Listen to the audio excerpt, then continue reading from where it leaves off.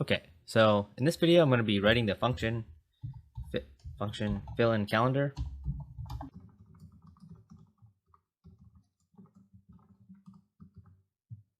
Okay, let's go up here, JS, a new file called buildingcalendar.js.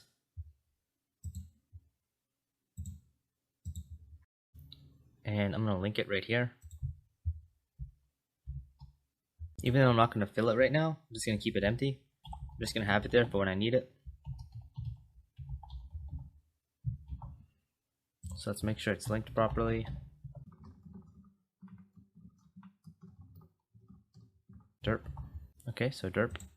Now we should see derp in the right here.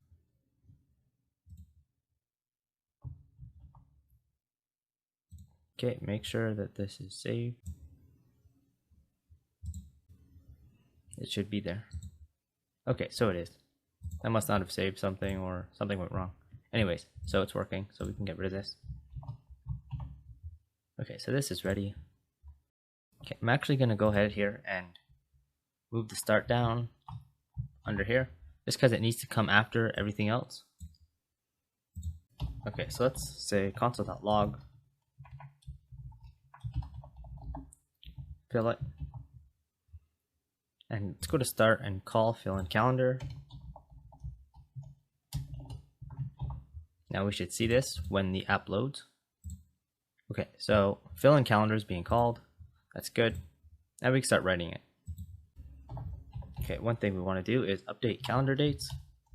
Okay, so we're calling this because every time the calendar is filled, you're going to want to update these dates, because it's not just going to be called when the app loads, but also when these things get clicked on. So when these things get clicked on, you want to update the month and maybe the year as well. Okay, so let's do something here. It's a month to fill in. And it's equal to an object. So this object, month to fill in, will be one of these. So you have to find out which month you're going to be filling in. And also, I want to store the previous month's index. So let's say we're filling in this month. The previous month index will be the index of this month. So remember, this is an array. So all of these months have indexes. So this is the first, or the 0 index, the first, or 1 index, 2, 3, 4. So that's what this is going to be storing, the index of the previous month.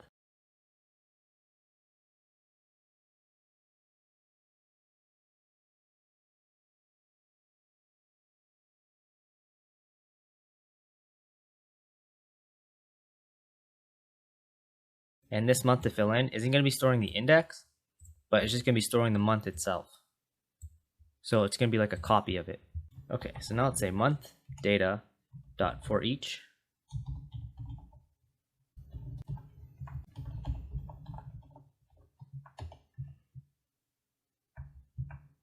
month I if month dot year.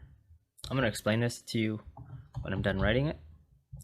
Calendar dot year. Okay, so basically the month here is going to be each month that's looping through here. So each month is going to have, so each of these months are going to be called month. So it's going to say, okay, the month dot year. So it's going to say the first time the loop loops, or the first time the loop iterates, this is going to be the month. Then it's going to say, okay, month dot year.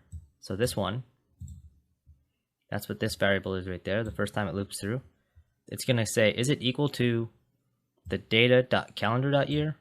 So that's this. This is storing the year that's being displayed on the calendar. And you also want to check that the months are the same. So month dot month index is equal to data dot calendar dot month. So you don't just want the months to be equal, because this month index and this one are the same. What makes them different is the year. This one has the year 2018, and this one is obviously 19. So if they are equal, then you'll just say month to fill in is equal to that month. And then the previous month index is just going to be equal to I minus 1. So whatever I was, so that's what this is. So when it loops through, it's storing the current month it's looping through as the variable month, and it's also storing the current I as the current index. So when it first loops through, or let's just say the third time it loops through, it's going to be looping here. The month variable that it's checking is this one, and then the I will just be the index of this month. So in this case, it would be 2. So 0, 1, 2. And then you could return. Because you found your month, you don't want to keep looping through this for each loop right here. So it's also important to notice that this return isn't returning out of fillInCalendar. So if you put something right here,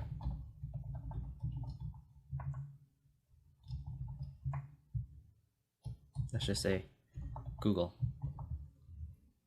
If you put something right here, this will still get called, because this return isn't returning out of the fillInCalendar function. It's just returning from the for each function, and then the fillInCalendar function will continue after.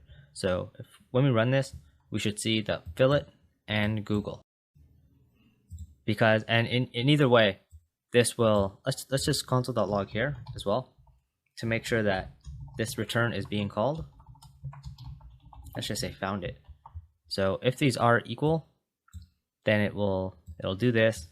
It'll console.log found it, and then if it console.logs found it, the next line of code will be the return. So it'll return, and then you'll see this after. Okay, so fillit, found it, and then Google.